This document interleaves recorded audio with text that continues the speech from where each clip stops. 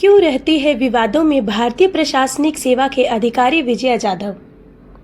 आखिर कौन है विजया जाधव जो कर्मचारियों को तो छोड़िए जनप्रतिनिधियों तक को कह देती है दायरे में रहने को? नमस्कार, मैं अंजलि कुमारी SNS 24 न्यूज में आपका स्वागत करती हूँ। भारतीय प्रशासन सेवा के अधिकारी विजया जाधव इन दिनों काफी चर्चा में है। बोकारो उपायुक्त के रूप में कार्यरत विजया जाधव का नाम झारखंड विधानसभा में उछला है। अब आप ऐसा सोच रहे होंगे कि इन्होंने किया क्या है। बताएं कि उपायुक्त बोकारो ने ऐसा काम किया है कि विधायकों ने इनके खिलाफ कार्रवाई की मांग विधानसभा में करने लगे हैं। वैसे यह काम कोई पहली बार उन्होंने की है, ऐसा नहीं है। बोकारो विधायक श्वेता सिंह के साथ उन्होंने बदसलूकी की है। इसकी शिकायत विधायक ने स्पीकर को न केवल लिखित रूप में देते हुए बल्कि सदन में भी मामला उठाते हुए कार्रवाई की मांग की है। सदन में ही चंदन क्यारी के विधायक उमाकांत रजक ने भी विधायक श्वेता सिंह की शिकायत का समर्थन करते हुए कहा कि बोकारो उपायुक्त विजया जाधव उदंड है, उनके खिलाफ कार्रवाई की जानी चाहिए। यहाँ स्पीकर रविंद्र महतो ने कार्रवाई पर भरोसा देते हुए संसदीय कार्य मंत्री को यह मामला सौंप दिया है।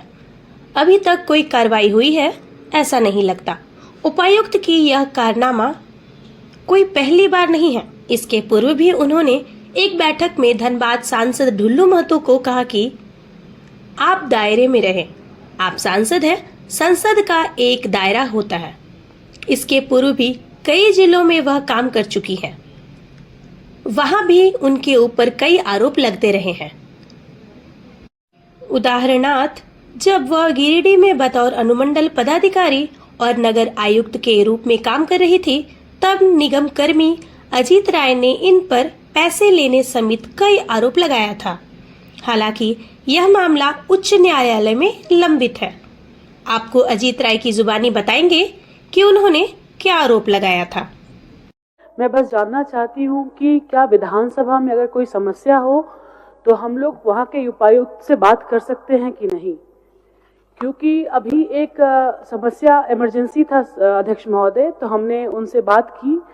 वो फोन पर ही चिल्लाने लगी और हमें हमारा दायरा बताने लगी कि वो उपायुक्त हैं और हम विधानसभा की बातों में हम नहीं इस तरह से हस्तक्षेप नहीं कर सकते।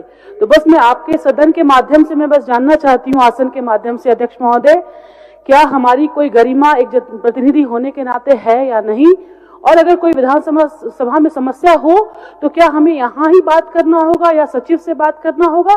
क्या उपायुक्त इसके लिए जवाबदेह हैं कि नहीं? संसदीय कार्य मंत्री जब भाषण देंगे जी, उस समय ये दायरा आपको बता देंगे। जी जी। अब सभा की सहमति हो तो सदन की कार्रवाई जाए। बोलिए राजेश, कंक्लूड करने दीजिए महोदय। अब बोलिए, क्योंकि आप बोलिए ना, वो बोलेंगे। अध्यक्ष महोदय, विशेष अधिकार का आप बस एक बार वो करते, क्योंकि ये सही नहीं है अध्यक्ष महोदय। इस तरीके से आपके आसन से मैं आपको लिखित रूप में भी इसको दे दूंगी अध्यक्ष महोदय। चलिए, आप क्या बोल रहे थे? बोलना ये चाह रहा था,